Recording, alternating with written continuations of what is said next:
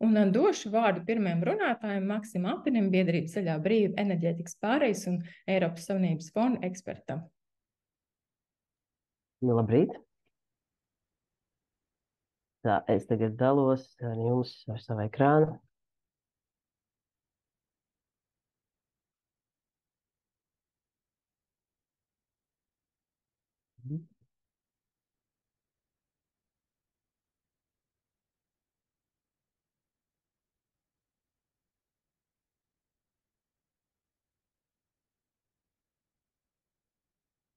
Okay.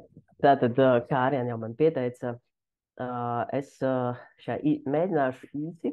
Tas ir ļoti grūti, īstenībā izaicinoši. 15 minūtēs pastāstīt par to, kas ir pieejams Eiropas Savienības fondos šobrīd tieši vidas mērķiem, un vienlaikus kāda ir tā interešu aizstāvības pieredze bijusi tieši attiecībā uz Eiropas Savienības fondiem. Tas, kas šobrīd ir mūsu redzes lokā, ir šādi fondi. Kā jūs redzat, ir atvesļošanās un noturības fonds, ir kohēzijas fondi, ir taisnīgas pārkārtošanas fonds, modernizācijas fonds drīz tiks palaists. Šobrīd ir apstiprināti ministru kabineta noteikumi.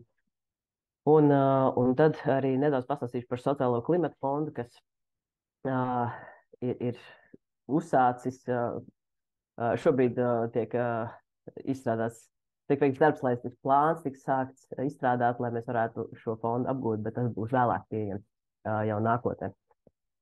Un tā īsi, pirms es eju tā dziļumā katrā fondā, attiecībā uz interešu aizstāvību, vispār tās varētu iedalīt tādās 3 daļās, kur tās galvenās aktivitātes ir. Viens ir tad, kad tiek ministrijas izstrādā konkrētu plānu, vai tas ir atveļošanās plāns vai darbības programma visiem kohēzijas fondiem, jeb struktūra fondiem. Un tajā brīdī mums ir liels darbs mēģināt, ja ir kādas darba grupas izveidotas, tajās iekļūt un mēģināt ietekmēt, veicināt to finansējumu, tās investīcijas mums vidēji klimatam vai draudzīgā veidā. Tas ir tāds ļoti saspringts posms, kur mēs cenšamies ietekmēt, bet tā ietekmēšana ir tāda, ka tas nav tikai tas formālais sabiedrības līdzdalība, kaut kāda vēstules un priekšlikumi, tas ir arī aktīva komunikācija taisnība, patiešām ar ministrijām, gan arī ar Eiropas komisiju, kas ir ļoti nozīmīga daļa no mūsu darba. Tieši ar Eiropas komisiju strādāt, jo viņi ir tie, kas šos plānus vērtē un skatās, un pēc tam nemitīgā tādā dialogā ar ministrijām mēģina uzlabot un nonākt līdz gala rezultātam. Un tur Eiropas komisija ļoti novērtē arī tādu neatkarīgu skatu, vietējo skatu no nevalstiskajām organizācijām, profesionāļiem, kas seko līdzi, jo tas, ko Eiropas komisija nevar zināt visus vietējos apstākļus, un viņi labprāt dzird un uzklausa, un tas ir tāds labs interešu aizstāvības veids. Un pēc tam sāks darbs, kad plāns ir apstiprināts, tad sāks ļoti aktīvs darbs uzraudzības komitejā, Eiropas Savienības fondu uzraudzības komitejā, kas darbojas zem finanšu ministrijas, kur es esmu šīs komitejas loceklis, arī pārstāvot vides organizācijas, vidas konsultatīvo padomi tieši. Un tur nāk cauri visi šie atlases kritēriji konkrētām investīciju programmām, un ir ļoti būtiski runāt par zemūdens akmeņiem. Tad tas ir tas brīdis, kur ir būtiski skatīties, vai konkrētie kritēriji varbūt izslēdz kaut ko mēs negribētu izslēgt, vai ietver kaut ko mēs arī negribētu redzēt. Un tas ir arī svarīgs brīdis, pirms tiek apstiprināti ministru kabineta noteikumi konkrētām programmām. Un pēc tam, protams, ir darbs sakot līdzi konkrētiem projektiem jau. Un tas ir tāds sarežģītāks, jo tas nevienmēr ir tā informācija pieejama. Un mēs gribētu, lai tā informācija ir vairāk pieejama. Jā, tas ir tāds grūtāks darbs. Tas ir atkarīgs no kā ar kuru ministriju sokās. Tā, vispirms īsi ieskicēšu par atvesļošanās fondu. Tas tika izveidots pandēmijas rezultātā, tāpēc, ka bija ekonomiskās grūtības, līdz ar to Eiropas komisija aizņēmās līdzekļus starptautiskajā kapitāla tirgū, izdodot Eiropas Savienības obligācijas, lai nofinansētu šo un lai veicinātu ekonomisko atkopšanos. Bet vēlāk, pēc tam, kad Krievija iebruka Ukrainā, tad radās nākamā krīze, energo krīze, un atkal nepieciešams dalību valstīm stiprināt enerģētisko neatkarību, stipri pātrināt atjaunīgās enerģijas ražošanu, un tāpēc radās REPowerEU papildinājums vēlāk.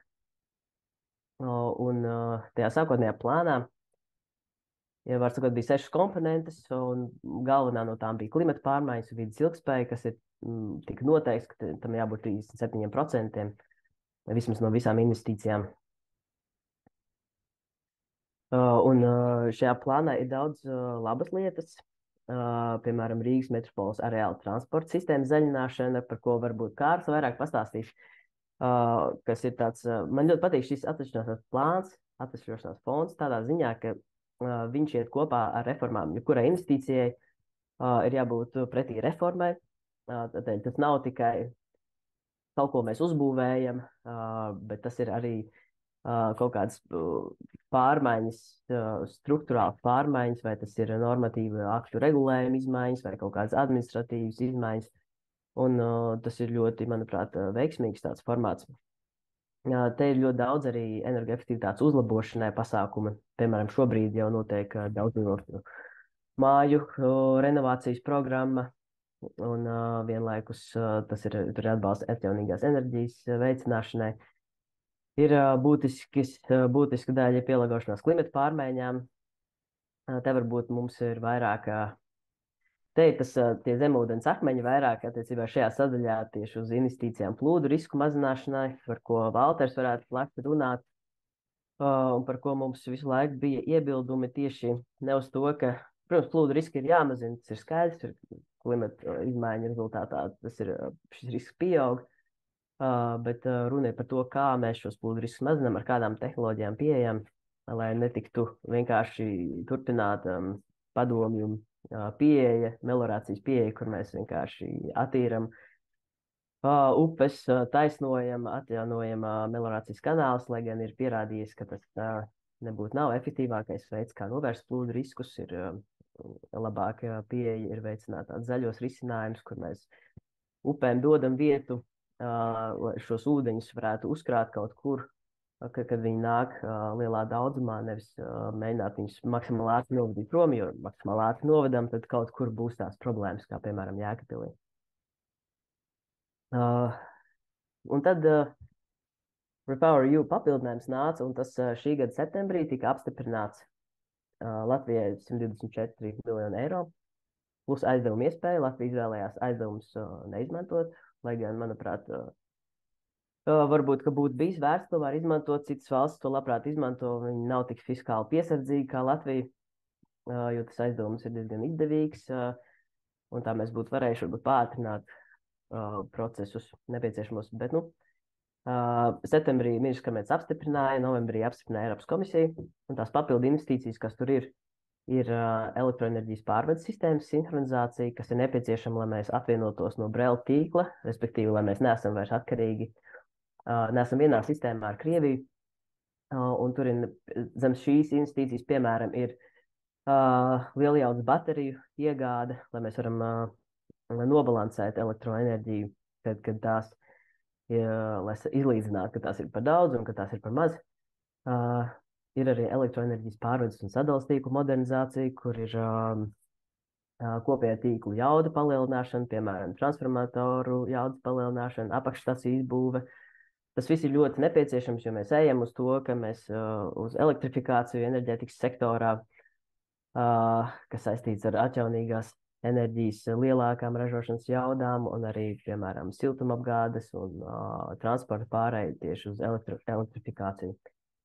Un te ir arī biometānam diezgan investīcijas būtiskas, par ko mēs neesam sajūsmā, jo mēs saskatām tur riskus, ka tur varētu tikt paildzināt atkarība no fosilās gāzes. Te, piemēram, ir ir paredzēti izveidot šie mobīlie biometāna ievedes punkti esošajā gāzes infrastruktūrā. Ar domu, ka mēs vienkārši pieejam klāt biometānu fosilai gāzei. Un, mūsuprāt, tas nav, protams, biometānu vajag izmantot tur, kur viņš rodas, un tas ir labi no lauksaimniecības, no atkrituma apstrādes, bet, mūsuprāt, ievadīt to kopējā gāzes infrastruktūrā nav tas labākais, jo mēs varam to aizstāt tikai līdz 15% fosilo gāzi. Tas ir tas potenciāls, un līdz ar to tās, no sākuma mēs samazinātu emisijas, būtu sulītais CO2 samazinājums, bet ilgtermiņā tas nozīmē, ka mēs nekad nevarēsim to fosilo gāzi pilnībā aizstāt. Mēs faktiski paildzinām atkarību no tā, nevis ejam droši uz elektrifikāciju. Tāpēc tas ir mūsu tās bažas par to, bet, Klimata un enerģētikas ministrija iet šajā virzienā, ir ieņēmuši šādu kursu šobrīd. Un tad vēl REPowerEU papildinājums ietver to, ka bija izmaiņas iepriekšējās investīcijās, bet tas ir saistīts ar vienkārši sasniedzamiem mērķi, tiks samazināt, piemēram, mazāk nosiltināt ēku. Tas saistīts ar to, ka samazinājās pieejamais finansējums, jo to sākotnējo finansējumu aprēķināja pēc IKP prognozēm, un tās prognozes bija sākumā sliktākas, mums gāja labāk, līdz ar to pieejamais finansējums mazāks. Arī būvniecības izmaksas stipri pieauga, līdz ar to nevar tik daudz izdarīt. Te jau es minēju, ka ir daudz kas labs. Ir dažas lietas, kur mums izdevās, mēs noteikti pielikām pirkstu vidas organizācijas, lai kaut kādas investīcijas aizvirzītu prom, lai netiktu iekļauts šajā plānā, tur, kur ir ar divas apakšējās, kas ir pelēkā krāsā, piemēram. Bet tas risks vienmēr ir tāds, ka, mums izdodas kopīgi ar Eiropas komisiju pamatot to, ka tas nebūtu labi šīs investīcijas, bet vienlaikus tas notiek tā, ka pēc tam viņas netiek aizmirstas, viņas tiek mēģināts citos plānos un citās investīcijās tomēr realizēt. Kohēzijas fondi, tas ir tas, jeb struktūra fondi, ko mēs visi daudz labāk zinām, ir šīs 7 gadu periods. Šajā periodā Latvijai ir 4,4 miljardi eiro. Un te ir 6 politikas mērķi. Mums interesē šajā gadījumā tieši tas otrais mērķis - zaļāka un noturīgāka Eiropa. Un te bija nosacījums, ka jābūt tieši vismaz 20% ir jābūt šim mērķim. Un zem šī mērķa ir 2 galvenās prioritātes. Viens ir klimata pārmaiņu mazināšana un pielāgošanās. Te arī ir daudz ļoti vērtīgas investīcijas, kas tieši ir energoefektivitātei, tāpat tas pašas ēku renovācijas, gan daudz dzīvokļu mājas, gan pašvaldībām, gan valsts sektoram. Vienlaikus uzstādot atjaunīgās enerģijas tehnoloģijas, arī uzņēmēju darbībai, energoefektivitātes palielināšana, piemēram, arī siltumapgādes uzņēmumiem, šķeldkatlu mājām filtru uzstādīšana, kas tagad tikko izgāja cauri atlases kritēriju uzraudzības komitejā. Un te arī ir biometānam atbalsts, ir atbalsts, piemēram, pašvaldībām, lai piemērotos klimata pārmaiņām. Iespēja pieteikties kaut kādiem pasākumiem, kas pilsētvidi uzlabo, lai mazinātu pārkaršanu, lai mazinātu negatīvās sekas, kas rodas no spēcīgām lietusgāzēm un tā tālāk. Ir arī otrā prioritāte - vidas aizsardzība un attīstība. Te citām jomām būtiskas investīcijas ūdens saimniecības attīstībai, aprits ekonomikas veicināšanai. Piemēram, tikko pavisam drīz būs atvērsies programma atkritumu pārstrādes veicināšanai, jeb jaunu atkritumu pārstrādes rūpnīcu izveidē Latvijā, kas ir nepieciešamība liela. Arī tūlīt būs programma vaļā tieši atkritumu pārstrādes uzņēmumiem, lai iegādātos konteinerus dalītai vākšanai. Te ir arī vēsturisko piesārņotu vietu sanācija un transportam būtiskas lietas. Par to, kas ir tāds, protams, mēs vienmēr priecājamies par ēku energoefektivitātes pasākumiem, un ir, protams, trūkumi mūsuprāt. Mums šķiet, ka tas energoefektivitātes uzlabojuma mērķis 30%, kas tiek noteikts jebkurai mājai, kur piesakās šai programmai, ir zems. jo vidēji māja sasniedz vismaz 50 ar kaut ko, un to ambīciju varētu paaugstināt, bet, nu, tur ir savi argumenti, un Latvijai ir tāda, nu, nav tāda pārāk ilgtermiņa pieeja šajā jautājumā. Tā pieeja ir tāda, ka cik mēs varam atļauties šobrīd, tik mēs darām, bet varbūt, ka nākotnē tas neatspēlēsies pārāk labi. Jā, un, nu, Latvijas ambīcija attiecībā uz klimatu nav pārāk augsta, un tas 30% finansējums no visiem kohēzijas fondiem klimatam ir mūsuprāt, knapi sasniegts. Tāpēc Latvija dara tādu piesardzīgo minimālo pieeju. Bet te bija arī dažas labas lietas, piemēram, autoceļu pārbūvēja finansējums no sākuma bija diezgan liels, viņš tika samazināts, pārvirzot sabiedriskā transporta attīstībai, vilcieniem, elektrifikācijai.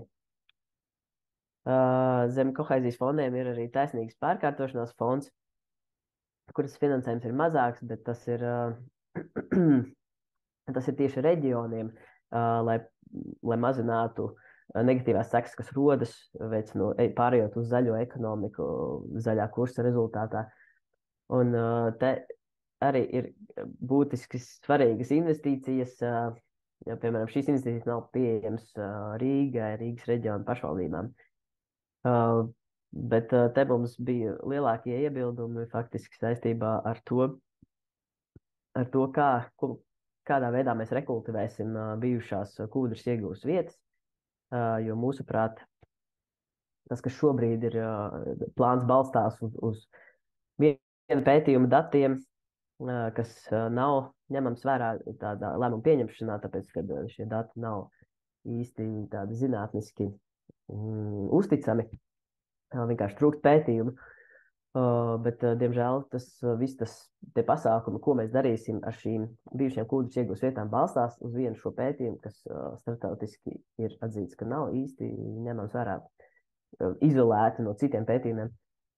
Un tur tomēr redzams, ka tas bizness iet pāri, un ka ir maksimāla vēlme tās teritorijas apmežot vai izmantot ogulājiem, bet nav tāda pavisam skaidra izpratni par to, kas klimatam būtu labāks, lai gan pasaulē ir pētījumi. Jā, un modernizācijas fonds, šis fonds veidojas no emisiju tirdzniecības sistēmas ieņēmumiem, tāpēc nav pilnīgi skaidrs, kādi tie ieņēmumi būs. Iespējams, ka viņi būs daudz vairāk nekā tie 300 miljoni eiro. Un te arī ir daudz ļoti labas lietas. Bezemisiju transporta līdzekļu veicināšanai, energoefektivitātes uzlabošanai, un prieks par to, ka ir arī energo kopienām paredzēts atbalsts. Bet, nu, tur mēs, protams, redzēsim, kā tālāk viss ies, jo viss pēc tam visam tiek izstrādāti ministrijas noteikumi, un tur ir jāsako līdzi uzmanīgi. Tā, šīm es iešu pāri, tas nav tik svarīgi, tas ir par to, ja mēs kā rīkosimies ar atlikušiem līdzekļiem. Jā, tas trūkums varbūt vienīgais, ko mēs redzējām, ka varbūt enerģijas uzkrāšanas risinājums varbūt varētu vairāk veicināt, un te bija arī tās formulējums, kad finansējums nebūs piešķirts sadedzināšanas iekārtām, kur ir cietie fosilie energoresursi, bet, diemžēl, tas neizslēdz gāzi. Un jā, es tā pārskrēju pāri, es gribēju vairāk par sociālo klimatu fondu, kas varbūt, es nezinu, cik man laiks ir palicis vēl. Kāda minūte vēl ir? Kāda minūte, jā. Kāda minūte, jā. Jā, šis sociālais klimata fonds ir tāds jauna lieta, kas būs jau drīz pieejama. Faktiski no 25. līdz 32. gadam Latvijai 515 miljonu eiro. Tas ir tā reakcija uz to, ka Eiropas Savienība ir lēmusi, ka emisiju tirdzniecības sistēma tiks paplašināta iekļaujot tagad arī transporta un mājokļu sektoru. Līdz šim bija enerģētikas sektora, ražošanas sektors. Un to sauc par ETS2. Un līdz ar to tas varētu potenciāli skart diezgan būtiski arī iedzīvotājus, kas ir mazāk turīgi, piemēram, kuri brauc ar veciem auto, ar dīzeļa auto. Vienlaikus atsevišķām sabiedrības grupām tas var palielināt izdevumus par mājokli, lai gan šis mājokļu sektors, tas attieksies tikai uz individuālām apkurses sistēmām, piemēram, tur, kur ir gāzes katli individuālie. Tas neteikts uz centralizēto siltumapgādi, jo tur jau ir tā centralizētā siltumapgāde jau ir ETS sistēmā esošie iekšā. Tādēļ ir šis sociālais klimata fonds, kas palīdzēs tiem iedzīvotājiem, kas skar šo te oglekļa maksas noteikšanu, pāriet uz nosildinātām mājām, uz tīrāku mobilitāti. Un iespējams, un dalību valstīm ir iespēja arī šo fondu vienkārši izmantot kā atbalstu, tiešā veidā sniegt atbalstu. Mēs ceram, ka tas netiks izlietots tā tīri atbalstam lielā mērā, varbūt tikai atsevišķās vietās, jo tam, protams, nebūtu ilgtermiņa efekts. Ilgtermiņa efekts būtu veikt reāls investīcijas un pārmaiņas tehnoloģijās. Un tā. Šim mēs noteikti sakosim līdzi, un ir izveidota jau darba grupa no starpministriju, kuri centīsies pieteikt tehniskajai palīdzībai no Eiropas komisijas, lai labāk saprastu, kādus pasākumus iespēt, kā mērķgrupas atlasīt. Jā, nobeigumā pēdējais slaids par to, kā mēs darbojamies šajā interešu aizstāvībā RSNS fondu plānošanā, kā es minēju, ir Eiropas Savienības uzraudzības komiteja, kur ir ļoti aktīvs periods tieši investīciju programmu atlases kritērijiem, un tur ir jāsako līdzi, piemēram, bieži vien ir kaut kāds, lai dot jums kaut kādu piemēru, ir nosacījums kaut kādam pirms atkritumu pārstrādes rūpnīcas izveide, kad, ja tiek īstenots, ja tiek iecerēts attīstīt šo rūpnīcu aplūstošā teritorijā, tad ir tāda nosacījuma. Un tad mēs iebilstam, ka nevajag vispār īstenot aplūstošā teritorijā, jo tas ir diezgan neliederīgi. Protams, ir kaut kāda aplūšanas riski, bet aplūstoša teritorija tas nebūtu veicināms. Un tā, tur mēs aktīvi darbojamies, protams, ir jāsako līdzi TAP portālā, kad parādās ministrijas noteikumi un ir iespēja komentēt. Bet vienlaikus mēs arī ārpus šiem formālajiem veidiem gan rakstam bloga ierakstus, gan vietējā līmenī, gan arī Bankwatch Network, kur mēs esam. Un tad mēs iebilstam par Augstdaugavas industriālo parku attīstību, kur iespējams centīsies pieteikt, kur droši vien centīsies pieteikties Eiropas Savienības fonda atbalstam, bet mēs redzam, ka tur būtu būtisks problēmas ar nenodarīt būtisku kaitējumu principu. Un tur, es domāju, tieši Lienai tagad varbūt sistēmas kontekstā ir labi nodot viņai vārdu. Es būšu izskrējis ātri cauri tam, galvenajām lietām, ko gribēju pateikt. Jā, liels paldies, Maks. Tas bija vērtīgs ieskats par kopējo ainu Eiropas Savienības fondu pieejamībā un dažādībā, klimata neutralitātes un zaļā kursa mērķa sasniegšanā. Tagad vēlētos arī dot iespēju klausītājiem uzdot kādu jautājumu, ja tādi būtu. Pirms mēs turpinam ar nākamo prezentāciju.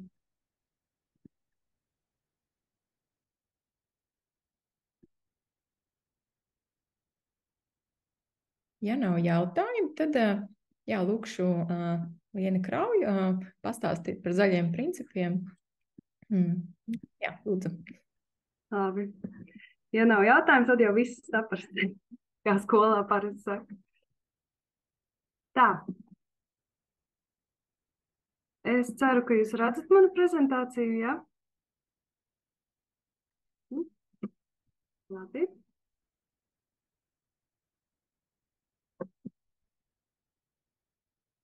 Jā, tātad es pastāstīšu mazliet vairāk par zaļiem principiem Eiropas finansētajiem projektiem, jo, kā jūs redzējāt pēc prezentācijas, finansējums ir ļoti liels, apjomīgs, un viņš ir ne tikai tēmēts uz, piemēram, valstisko sektoru, uz ministrijām, bet tam arī var pieteikties dažādas organizācijas, pašvaldības un tā tālāk. Tāpēc arī ļoti svarīgi skatīties un saprast to, kādā veidā šis finansējums, kurš pārsvarā vides jomā ir tēmēts uz ilgtspējību, vai viņš tiešām ir pat ilgtspējīgs un var palīdzēt mums sasniegt klimata mērķus. Šeit es ņemšu kā piemēru no mūsu projekta izstrādātas tādas kā rekomendācijas, tādas kā principus zaļo projektu ieviešanā. Tātad mūsu projekta ietvaros tika izveidota datubāze, kurā šobrīd ir vairāk kā 270 dažādi projekti no dažādām valstīm.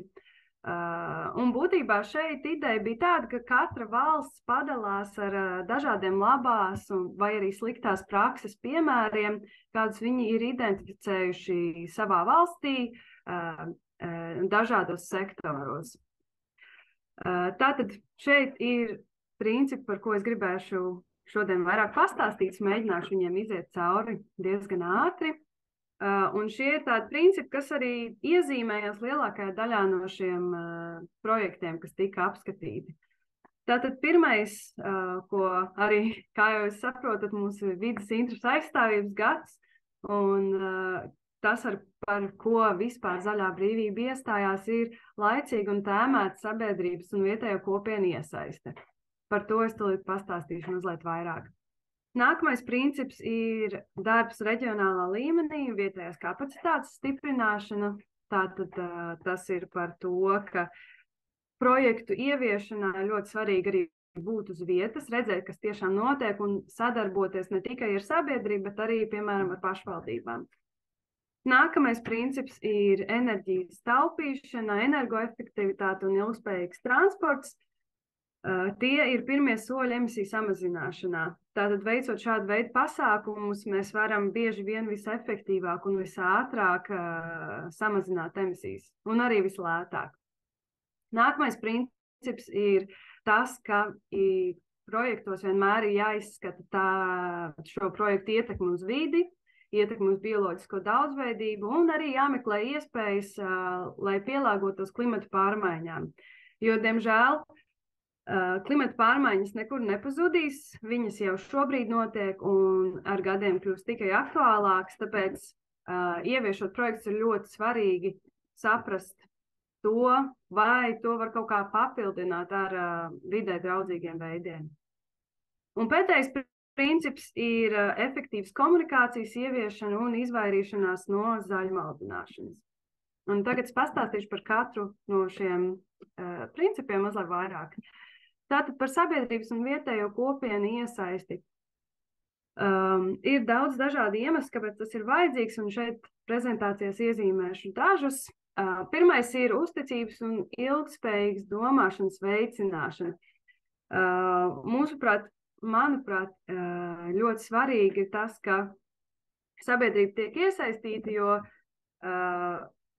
šādā veidā mēs varam arī ļoti efektīvi panākt ietekmīgus rezultātus. Šeit ir piemērs no Čehijas, kur viņiem bija projekts, kurā viņi mēģināja izglītot sabiedrību par to, kā strādā viņu atkrituma apsaimniekošanas sistēma. Un, lai gan viņš nebija specifiski tēmēts uz to, ka tagad sabiedrība samazinās atkritumus, bet vienkārši starp to, ka viņi viņus izglīto un parāda to, kā tas viss notiek, cik tas ir sarežģīti, atkrituma apjoms šajās pašvaldībās, kur tika ievies projekts, tāpat samazinājās. Tālāk, protams, ļoti svarīgi sabiedrības iesaisti ir, lai veidot jaunas, ilgspējīgas idejas un palīdzēt tiešām sakārtot vidi sev apkārt tā, lai visiem ir patīkami. Šeit no pozitīvās puses ir piemērs par Slovākijas pilsētu, kurā sabiedrība tiešām tika iesaistīta ļoti pamatīgā veidā, nevis tikai ieliekot informāciju kādā portālā, kā mums ir TAP, bet šeit viņiem bija daudz sanāksmes, diskusijas, anketas, ko viņi pildīja, cilvēki tika intervēti, un galu galā viņi varēja izveidot caur šo it kā vienkāršo infrastruktūras uzlabošanas projektu, viņi varēja uzlabot vidi, gan iekļaujot sociālās vēlmes, izveidot dažādus parciņus, pastaigu vietas, gan arī ietekmējot un uzlabot vides kvalitāti. Viņi pielika lietus ūdeņu novadīšanas pasākumus un arī citas lietas. Tā, pirmie divi šeit jau bija, bet tad nākamie, kas arī ir svarīgi, ir tas, ka, ja mēs izmantojam sabiedrību un mēs viņu iesaistam lēmumu pieņemšanas procesā, tad ir skaidrs, ka tiem projektiem, kas tiek izveidoti, viņiem ir daudz lielāka pievienotā vērtība. Jo tad mēs tiešām varam arī teikt, ka projektu ieviešanā tika ņemts vērā arī sociālās un ekoloģiskās un ekonomiskās intereses. Jo bieži vien jau cilvēki, kas atnāk, ja viņi tiek pareizi izvēlēti un šī sabiedrības iesaiste tiešām ir tēmēta, tad var nonākt līdz tādiem rezultātiem, kas varbūt nebūtu sasniedzami balstoties tikai uz statistikām un teorētiskām idejām. Tālāk, tātad es jau pieminēju darbs reģionālā mērogā. Mūsuprāt, šajā projektā tika identificēts tas, ka tas ir ļoti, ļoti svarīgi strādāt šajā reģionālajā pašvaldību un vietējā mērogā un ļaut un dot iespējas dažādām pašvaldībām sadarboties savā starpā. Un smelties tos labās prakses piemērus vienam no otra, jo tomēr tad, kad mēs esam uz vietas un redzam, kas tur notiek, mēs daudz labāk varam saprast šādu projektu ieviešanas nianses, ko, piemēram, pēc tam varēs Kārlis arī iezīmēt transporta sektorā. Tātad nākamais princips ir enerģijas taupīšana un ilgspējīgs transports, pirmie soļi emisiju samazināšanā. Kā jau es minēju, enerģijas ir dažādi veidi, pirmkārt, kā samazināt emisijas, un viens no vissvarīgākajiem ir tas, ka mēs sākumā nevis mēģinam pamainīt tos enerģijas resursus, bet sākumā skatāmies veidus, kā mēs vispār varam samazināt to pieprasījumu un vajadzību pēc resursiem, pēc enerģijas. Un veicot, piemēram, ēku renovāciju, sabiedriskā transporta sistēmas uzlabošanu, mēs varam ne tikai uzlabot dzīves kvalitāti cilvēkiem, bet arī samazināt emisijas ļoti izmaksu efektīvā veidā. Jā, šeit tāds īsts piemērs ir no Bulgārijas. Viņi veica arī ilgspējīgu transporta projektu, kurā viņi ne tikai pārgāja uz elektrificētu sabiedrisko transportu, bet viņi izstrādāja speciāli veselu stratēģiju tam, lai palīdzētu cilvēkiem pāriet vairāk uz sabiedriskā transporta izmantošanu. Un šis noteikti ir ļoti labs variants, kā to darīt, jo vienkārši iegādājoties,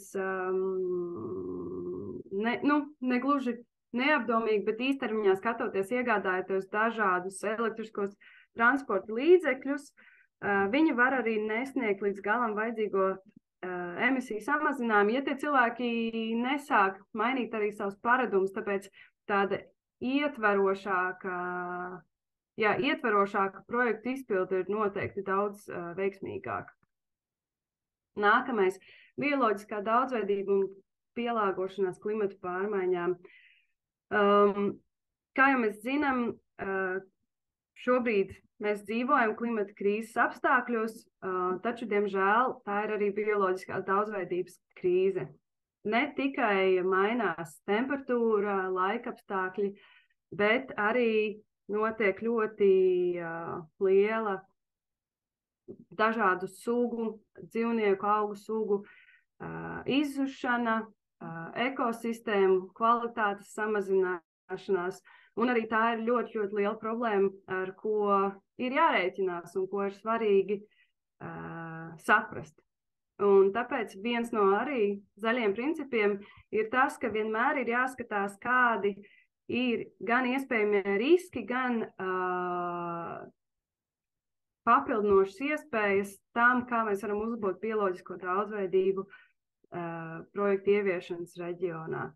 Šeit, protams, ir labi piemēri tie paši lietusūdeņu novedīšanas sistēmas, apudekstinātāju dzīvošanas uzlabošana pilsētvidē, bet uz to var arī skatīties no pretējās puses. piemēram, ir arī ļoti svarīgi skatīties, vai attīstot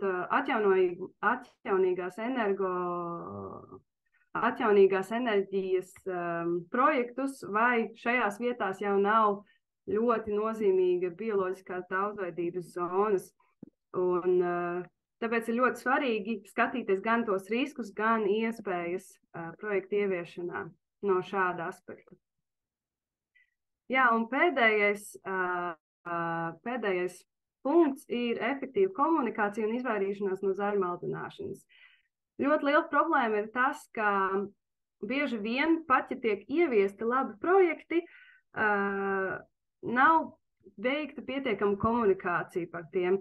Šeit kā piemērs ir arī no Bulgārijas, kur viņi vēlējās uzlabot sabiedriskā transporta maršrutus, un viņi atvēlēja jaunu joslu sabiedriskajam transportam. Bet tādēļ tajā vietā tur bija ļoti šauras joslas jau iepriekš, un tagad tās joslas tika vēl sašaurinātas, kas nozīmē, ka tur palielinājās satiksmes intensitāte. Un šajā vietā cilvēki, protams, kļuva dusmīgi, bija protesti pret šo projektu, ļoti liela nesaprašana, un tad tikai caur ilglaicīgu komunikāciju ieviesēji varēja izskaidrot to, kāpēc viņš bija jāievieš tādā veidā, un tad arī tas viss uzlabojās. Un šeit arī piemērs no Latvijas, kas bija arī mūsu darbā tikko, tātad klimata likuma apstiprināšanas un publiskās apspriešanas procesā ļoti daudz varēja redzēt dažādus šāda veida izteikumus, kas būtībā norāda uz jau esošo klimata skepsi iedzīvotāju vidū, un arī uz to, ka, ja mēs nepaņemam to informāciju un nedodam cilvēkiem, tad būs kāds cits cilvēks, kas to ievirzīs sev noderīgajā veidā. Tāpēc arī efektīva komunikācija ir ļoti, ļoti svarīga projekta ieviešanā. Un pēdējais ir tādas kādas kļūdas, kas iezīmējās arī no šīs te datubāzes, kaut kas, no kā mēs varam mācīties. Te es iziešu ļoti īsi. Ir svarīgi skatīties, kāda veida projekti saņem finansējumu, jo dažreiz tie ir projekti, kuriem pat nav īsti skaidra sabiedriskā labuma. Un šeit ir piemērs no Ungārijas, kur pie vairākiem ezeriem tika būvētas viesnīcas, un šīs viesnīcas piederēja enerģijas dzērienu firmas meitas uzņēmumam, un viņi jau bija saņēmuši finansējumu jau iepriekšējās kārtās, būtībā caur citiem finanšu veidiem, un te ir skaidrs, ka tas ir kalpo tikai konkrētām interesēm, nevis sabiedrībai. Nākamais, kā es teicu, pienācīgas informācijas un saziņas trūkums var apdraudēt klimata mērķu izpildi, var apdraudēt sabiedrības attieksmi pret valsti, pret politiķiem, pret valsts varu. Un šeit, kā piemērs, ir tas, ko es jau tikko minēju par šīm tā autobusu joslām un par joslu sašaurināšanu, kurām sekoja protesti. Tātad komunikācija, tas arī ir ļoti svarīgi. Un, jā, pēdējais zaļmaldināšana, kas arī ir iekšā iepriekšējā principā, tātad jo vairāk mēs par šo runājam un jo vairāk tiek attīstīti dažādi klimatam draudzīgie risinājumi un tiek piešķirts daudz vairāk Eiropas Savienības līdzekļu, jo vairāk parādās iespēja, ka viņi netiek tomēr efektīvi izmantoti un tiek ielikti vietās, kurās tiek teikts, ka tiks izpildīts, samazināts emisijas un kaut kas uzlabots, kaut gan virsmērķis ir kaut kas cits. Un šeit ir piemērs no Slovēnijas, mums būs arī piemēri noteikti no Latvijas. Šeit viņiem bija projekts, kurā tika teikts, ka tiks izmantot ilgspējīga enerģija un tiks uzlabota velosipēdu un ceļu infrastruktūra un tiks veikts liels ieguldījums velo un gājēju ceļuņos. Bet galu galā lielākā daļa no šī projekta bija vienkārši asfalta nomaiņa uz autoceļiem. Paldies par uzmanību, tas arī no manas puses viss. Jā, paldies, Liena, par zaļo principu iezīmēšanu, kas būtu jāņem vērā, izvēloties, kuriem projektiem tad būtu jāpiešķir Eiropas Savienības fonda finansējums. Varbūt ir kādi jautājumi Lienai?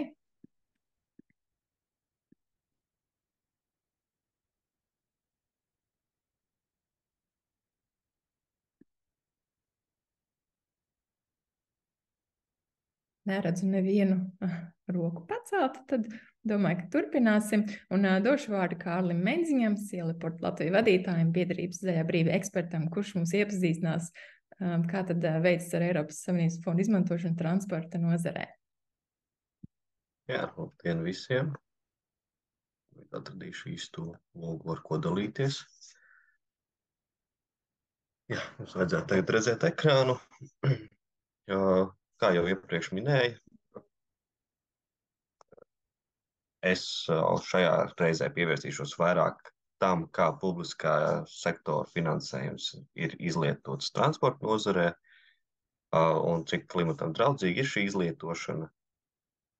Man ļoti patika piemērs no iepriekšējās prezentācijas par to, kā iesaistīt sabiedrību, jo es uzreiz varu pateikt, ka kaut kas tāds pietrūka Latvijā.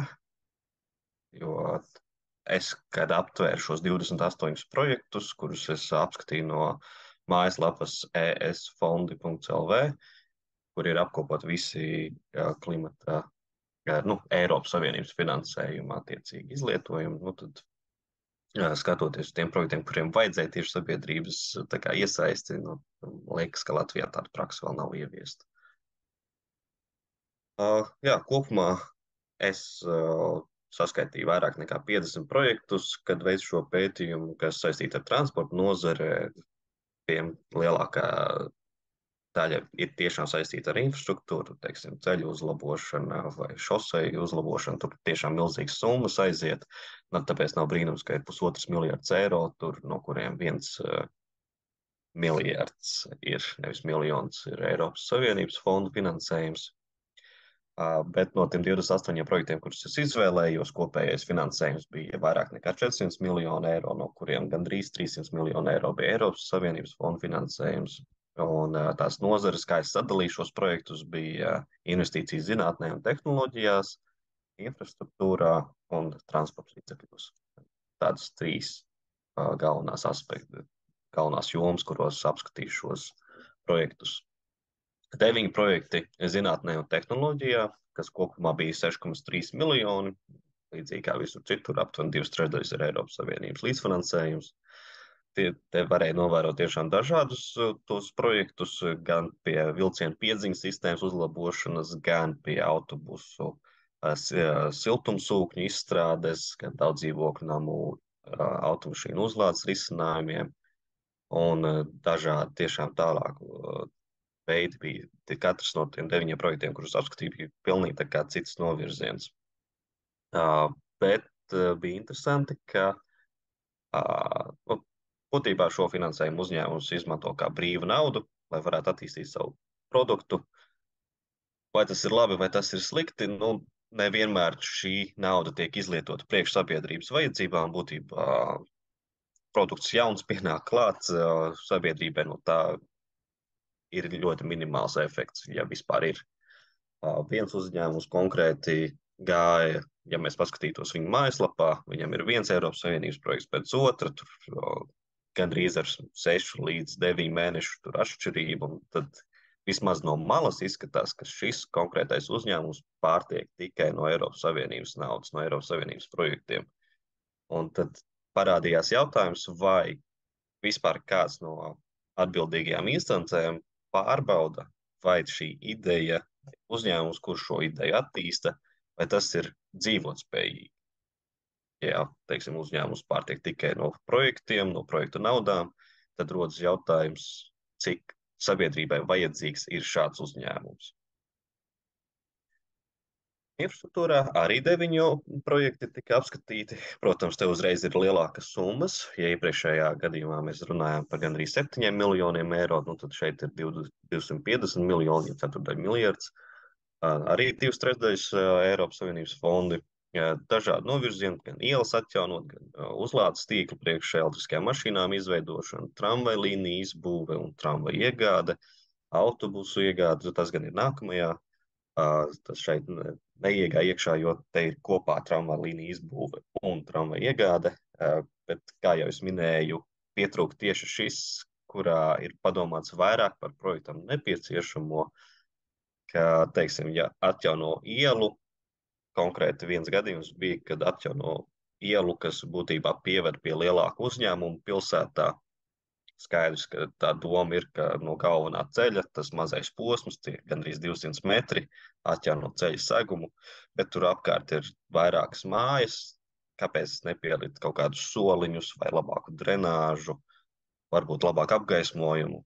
Nu, šeit bija tikai par to, ka ir jāatjauno ielas segums. Nu, tas pietrūks vairākos aspektos. Arī bija viena ļoti, manuprāt, labs projekts kā tāds.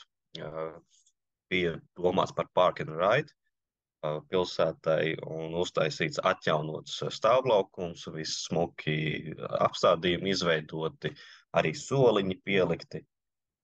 Bet, ja mēs runājam par park and ride, tad par šo parka funkciju bija padomāts tikai no automašīnu viedokļa, nebija padomāts par mikromobilitātes viedokli. Potenciāli, ko es nevarēju pārbaudīt, ir, ka turpat blakus jau ir padomāts par šo mikromobilitāti. Varbūt tas ir pāri ielai vai aiz stūra vai tuvāk pašai stacijai. Bet šajā projektā konkrēti nebija par mikromobilitāti padomāts. Bet vispārīgi projekts bija ļoti, tā teikt, Latvijai pat ņēmams kā paraugs. Un tad, protams, transporta līdzekļi arī mēs runājam par vairāk nekā 200 miljoniem eiro, kopsumā 10 projekti. Iegādātie transporta līdzekļu veidi ir gan ilgi gaidītie elektrovilcieni, kas beidzot ir certificēti un cerams jau drīzumā mēs varēsim viņus arī normāli izmantot, gan dažādi autobusi, gan elektriski, gan gāzes, gan hibrīdi, gan vienkārši jauni.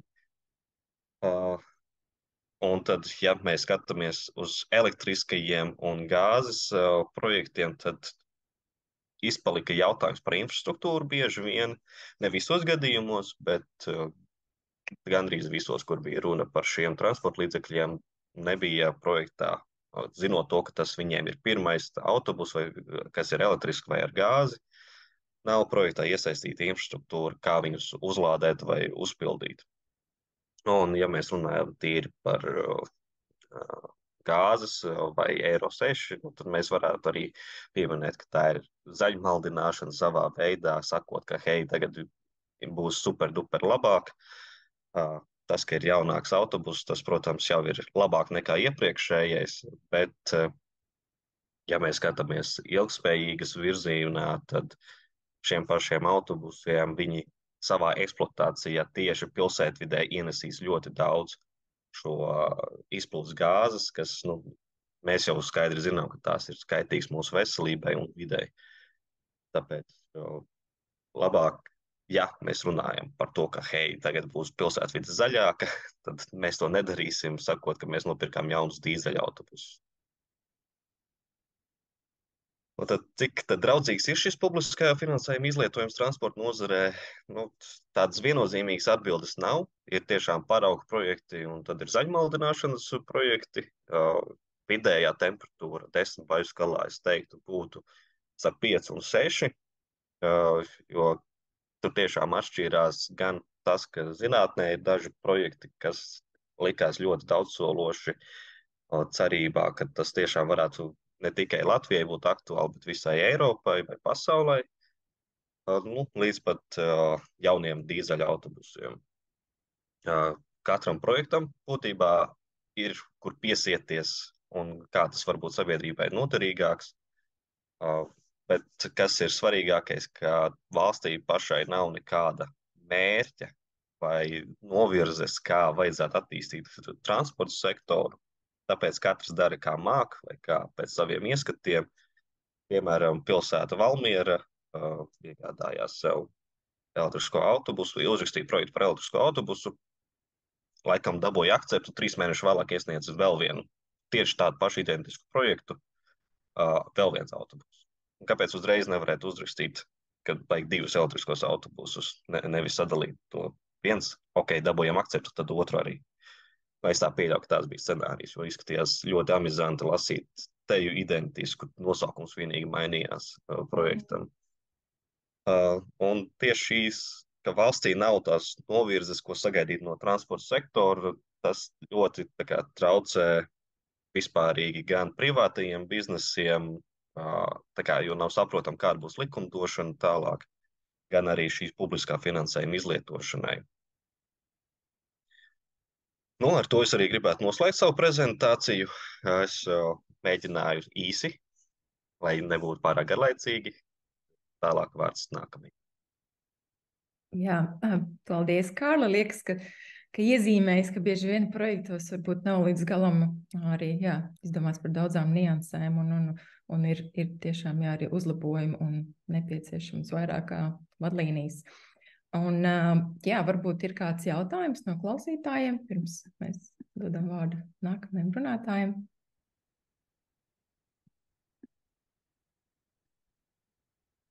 Vai visi saprata, vai neviens neko nesaprata? Liekas, visi visu saprata. Nu, ja visi saprata, tad beidzot, ir pienācis laiks arī Valteram Kinam, biedrība Zaļā brīvība bioloģiskās daudzveidības ekspertam, kurš mums pastāstīs par to, kur mēs Latvijā esam ar pilsonisko līdzdalību un ko mēs varam darīt, lai situāciju uzlabotu. Labrīt visiem! Prieks jūs visus redzēt, vismaz tos, kurus es redzu, un arī citus. Es gribēju šodien, pēc cik laika nav daudz, es gribēju pavisam īsi atskatīties uz šo gadu, jo mēs šo gadu iesākām ar vides interešu aizstāvības gadu, un mums bija pirms gada martā, tātad šī gada pirmajā pusē martā mums bija ļoti foršs pasākums, kur arī daudz no jums piedalījās, kur mēs šīs tēmas cilājām pirmo reizi, un par šo gadu arī daudzas lietas notikušas, un ir kaut kādas atziņas, kas ir nostiprinājušās saistībā ar tādu pilsonisko līdzdalību, sabiedrības līdzdalību tieši vides interešu aizstāvības jomā.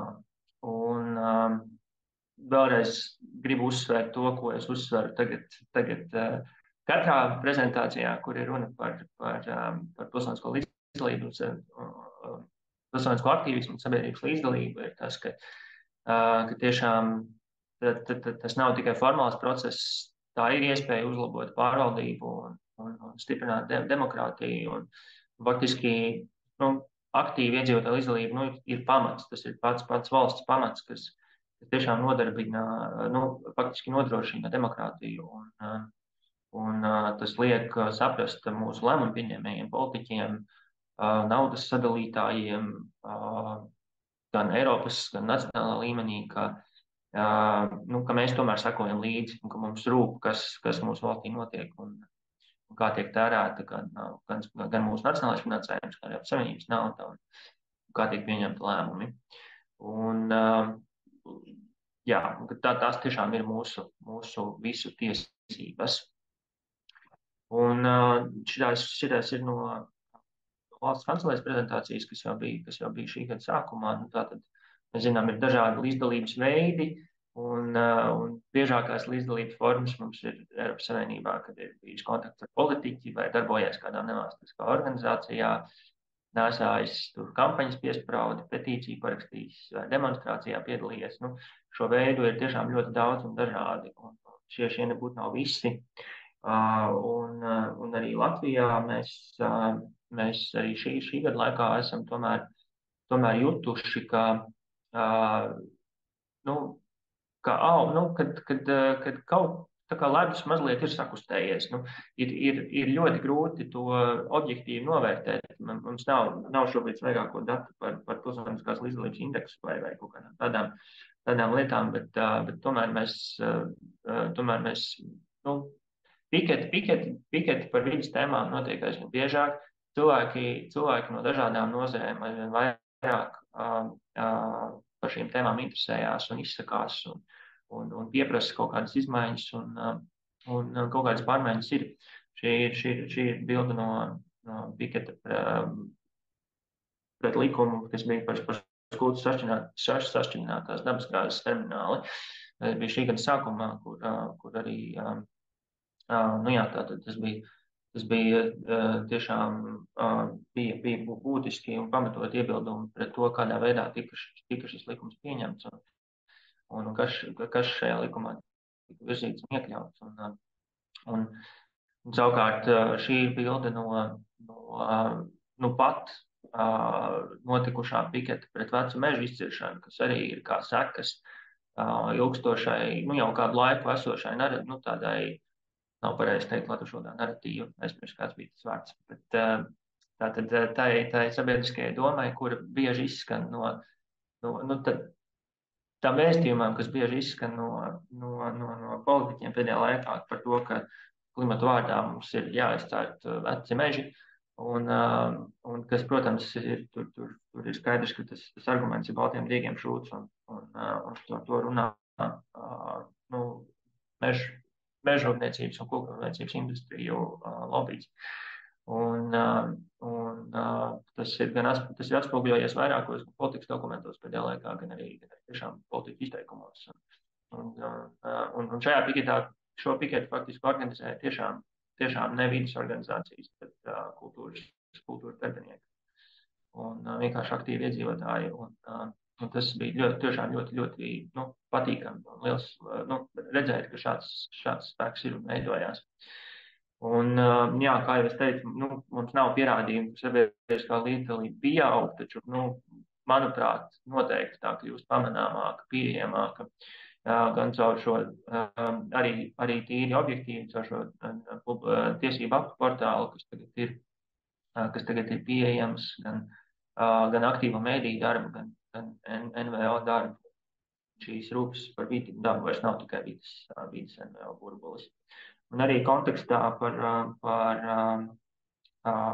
šo te pēdējo piketu arī mēs, piemēram, jutām tomēr, ka arī pateicoties gan vidas NVO darbam, gan šiem publiskiem spiedienam, bija aizdomas, ka tātad ministru kabineta darba kārtībā tūlīt nonāks jautājums par ciršanas apjomu palielināšanu valsts mežos. Bija ļoti pamatots pašas, ka tas tā varētu notikt, jo kulāros tas tika daudz apspriests, bet līdz šim brīdim tas vēl nav noticis. Un ir informācija, ka tas iespējams arī ir dēļ šī te potenciālā sabiedrības spiediena un zināmās ažiotāžas, kas izraidīsies, ja to ielikt darba kārtībā. Tā kā atliek secināt, ka tiešām vidas interešu aizstāvībai un šī te pilsoniskajai aktivitātei, piketēšanai, jebkāda veida viedokļu paušanai ir jēga, un tas tiešām stiprina demokrātiju, jo politiski kļūst uzmanīgāki. Tātad es reklamēju šo tiesību aktu portālu, vēl mazliet viņam pieskaršos vēlāk. Te mums ir no pēdējās, Kristīna Bīriņa nemaldos, bija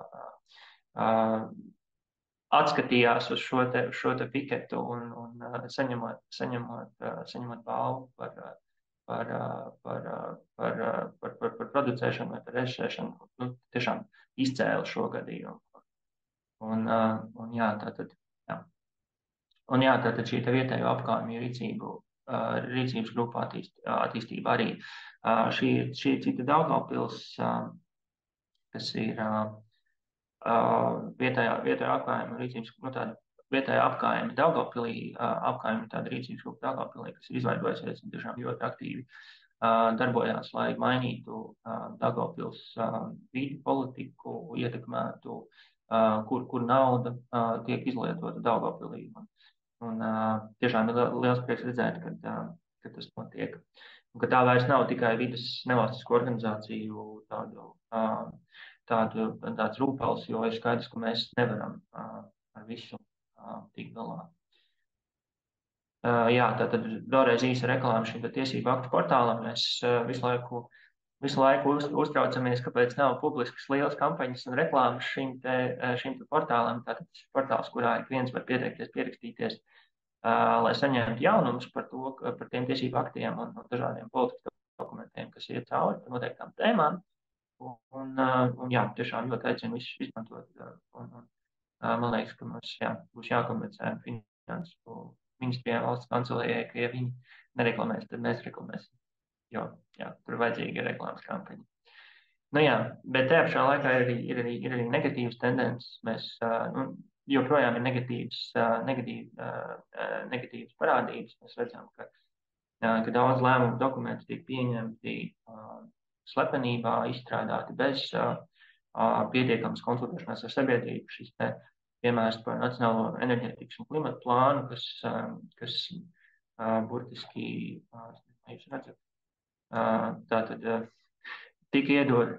Piekdienas vakarā tika izsludināts un trešdien jau bija citām ministrijām jāsaskaņo, kas ir tiešām komiski. Un tika, protams, stāstīts, ka tas ir tikai informatīvais ziņojums, ka tas pēc tam vēl būs sabiedriskā apspriešana, bet skaidrs, ka daudz efektīvākai šeit sabiedriskajai apspriešanai būtu. Daudz efektīvāk šī sabiedriskā apspriešana tiešām būtu bijusi, ja viņi būtu bijusi pirms tas plāns tiek sūtīts Eiropas komisijai. Un tā nevis otrādi. Un jā, tāpēc mēs to tomēr uzskatām par diezgan sliktu tādas labas pārvaldības piemēru. Jā, piemēru sliktai pārvaldībai, tā es gribēju.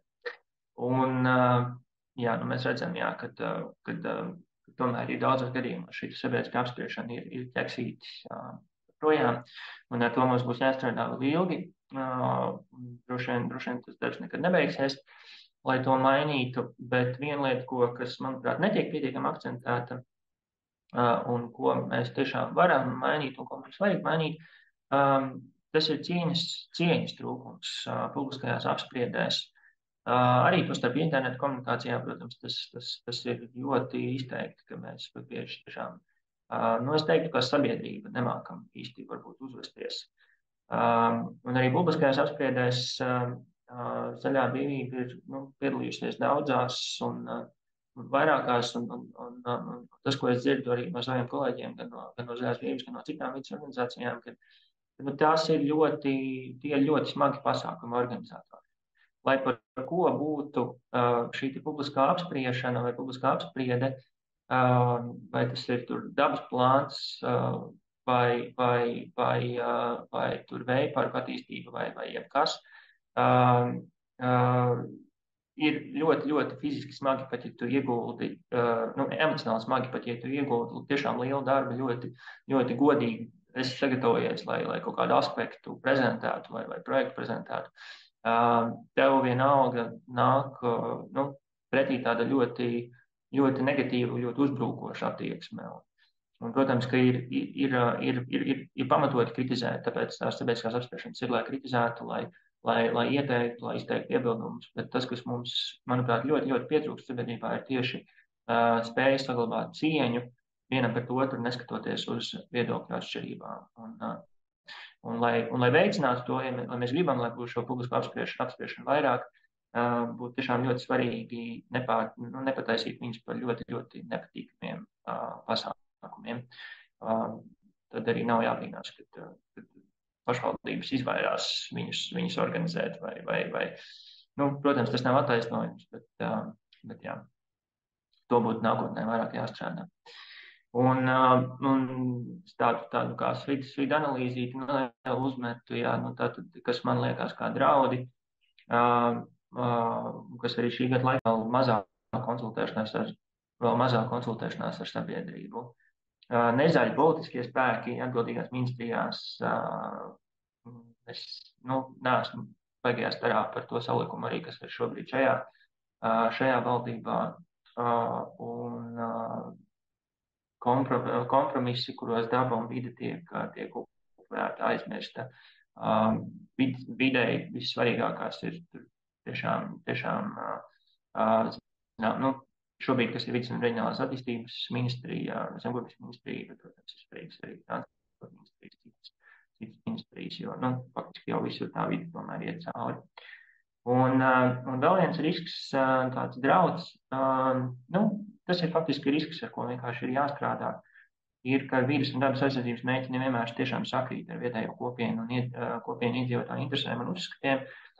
Klasisks piemērs ir vēja parki, kurus mēs pēc būtības gribam. Mēs Latvijā gribam atjaunīgo elektroenerģiju un ilgspējīgu šos risinājumus, bet vēja parkus mēs nekur negribam. Un jo sevišķi mēs viņus negribam, piemēram, intensīvās lauksaimniecības zemēs, kur no vides un dabas viedokļa viņi varbūt būtu vislabākie, jo tur jau ir no tāda dabas viedokļa jau ir degradēta teritorija, kur ir šī bioloģiskā daudzveidība, tur nav kur īsti patvērties. Tad lūk, šajā vietā arī tie vēja parki nodarītu mazāku postu videi un dabai.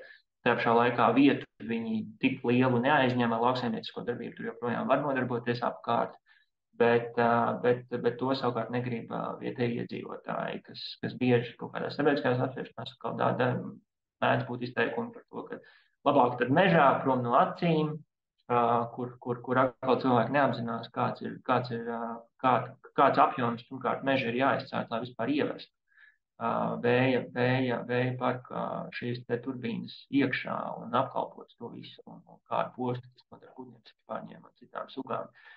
Un šādi piemēri vairāk, protams, kad jāreikinās, ka nevienmēr šīs intereses saskanēs. Tur vienmēr būs gan dažādi kompensējošo pasākumu darbs, gan kompromisu meklēšana, bet ar to ir aktīvi jāstrādā.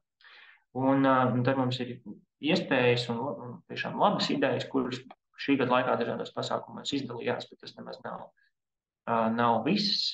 Šie ir tikai tādi galvenie, svarīgākie posmi. Jā, tad Eiropas tiešām mums ir daudz. Latvija saņem lielu Eiropas Savienības fondu finansējumu, ko jau kā Maksas Kārlis Liena uzsvēra, ir iespējas sabiedrības līdzdalībai.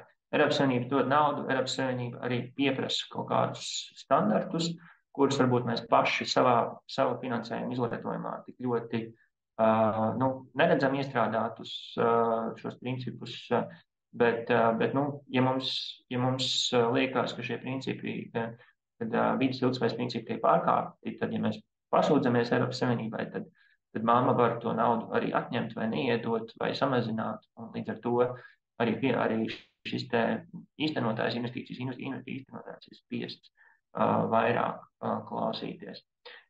Pilsoņu fórumi un citi deliberatīvie pasākumi ir ļoti, manuprāt, ļoti cerīgs virziens, kur attīstīties.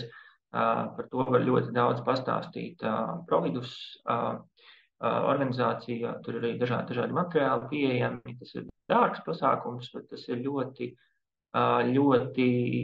cerīgs ar to, ka tā ideja vienkārši faktiski, ka cilvēki, kas varbūt nav teiksim, zaļais burbulis, nav ikdienā ar kaut kādām vidas jautājumiem vispār varbūt neinteresējas, viņiem tiek samaksāts.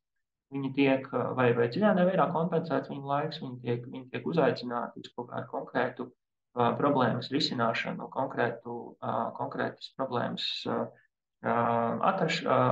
atrisināšanu, un viņi kādu laiku intensīvi pie šīs problēmas strādā. Un tas dod iespēju paskatīties no malas un tiešām panākt arī tādu reprezentablu, Latvijas sabiedrībā reprezentablu līdzdalību. Vienkāršošana, tālāka digitalizācija ļoti, ļoti nepieciešama līdzdalībai. Mēs zinām, mums ir tiesību aktu portāls, bet tā varētu būt arī lietotne. Mēs varētu katrs ideālā gadījumā ne piekdienas vakarā vai naktī no piekdienas uz sestdienu saņemt ziņas par kā tas šobrīd notiek, saņemt ziņas par publiskajiem tiesību aktiem, kas nonāk saskaņošanā.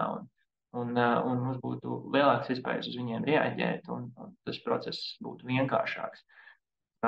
Skolas izglītība, tā ir tā vieta, kur pilsonisko līdzdalība ir jāaudzina un tiešām jārada iespējas skolēniem caur pašpārvaldēm, caur jauniešu saimnu, caur citām aktivitātēm, jauniešiem pagaršot, saprast, ko nozīmē pilsoniskā līdzdalība un tiešām to jau no bērna kājas mācīties.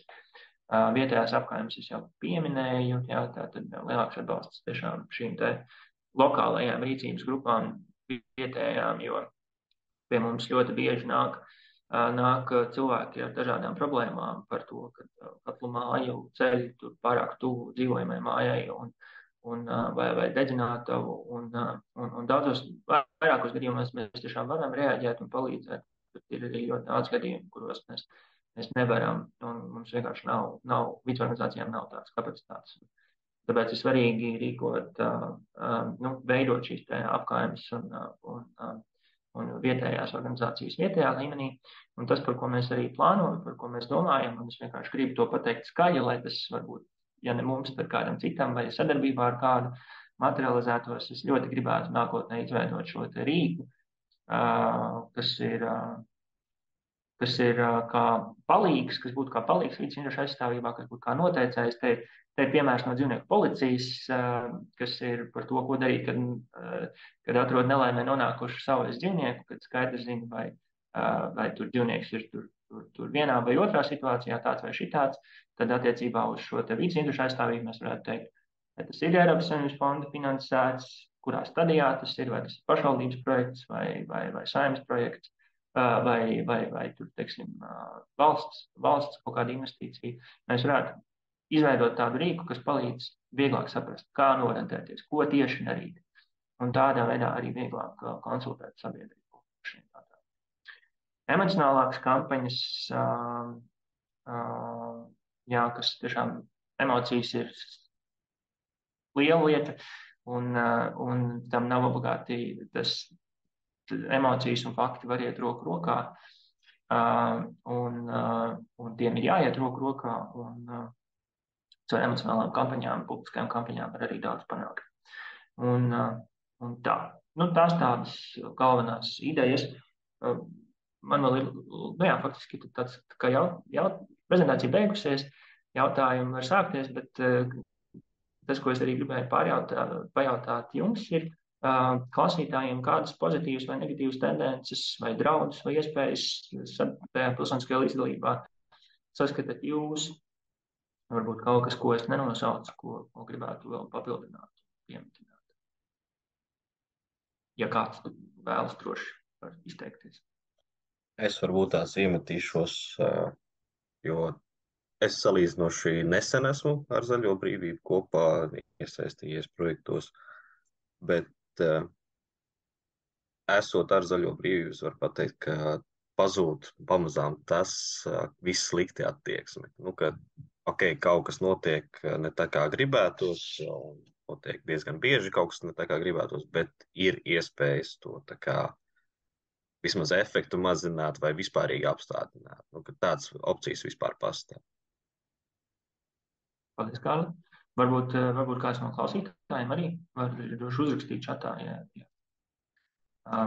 ja vēl kādas pārdomas var arī tagad vēl pateikt.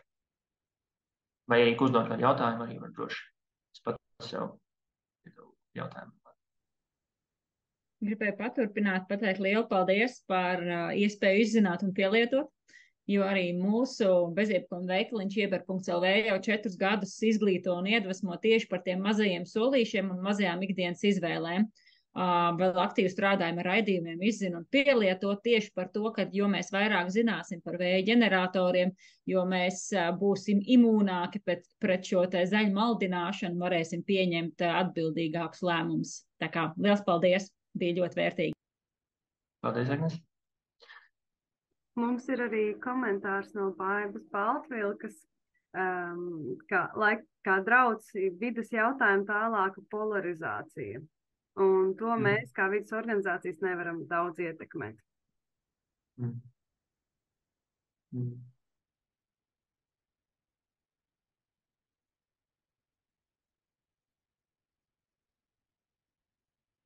Jā, nu labi. Nu, sirsnīgs paldies. Tad es sadodu vārdu Arianai. Paldies, Valter. Jā, manuprāt, šis webinārs ir iezīmējis tiešām tos zemūdens akmeņus Eiropas Savienības publiskā finansējuma izmantošanā uz doto brīdi, kam tiešām būtu jāpievērš uzmanība katrā nozarē. Un tāpat arī tajā pašā reizē arī veiksmīgi norādījis tos veidus, kā tad mēs varam ietekmēt šo publisko līdzekļu jēgpilnu un sabiedrībai derīgu izlietošanu. Un kā jau dzirdējām, neskatoties uz riskiem un draudiem sabiedrības līdzdalībai, tiešām ir nozīme un, ja meklējam, ir tās iespējas, kā iesaistīties klimata politikas veidošanā un panākt arī pozitīvas likuma izmaiņas labvēlīgā vidē un klimatam draudzīgā virzienā. Ja jautājumu vairs nav, un arī runātājiem vairs nav ko piebilst, tad teikšu milzīgi paldies jums šodien par prezentāciju autoriem, Maksim Apinim, Lienai Kraujai, Kārlim Menziņam un Valteram Kinnam par piedalīšanos webinārā un dalīšanos ar ļoti noderīgu informāciju mums visiem. Kā arī, protams, liels paldies arī visiem tiem, kas šodien pieslēdzās webināram un par jūsu interesi, varbūt arī ne tik vienkāršu tēmu, un arī interesi par sabiedrības līdzdalības veicināšanu vidas jautājumos. Nākamo dienu laikā mēs arī padalīsimies ar šo webināru ierakstu un runātāju prezentācijām. Ja vēlēsieties vēlreiz ieskatīties, noklausīties, vai arī varbūt kāda informācija vai dati ir derīgi arī atrodami prezentācijās. Lai veiksmīga diena visiem, būsim aktīvi un uz tikšanos citā reizē.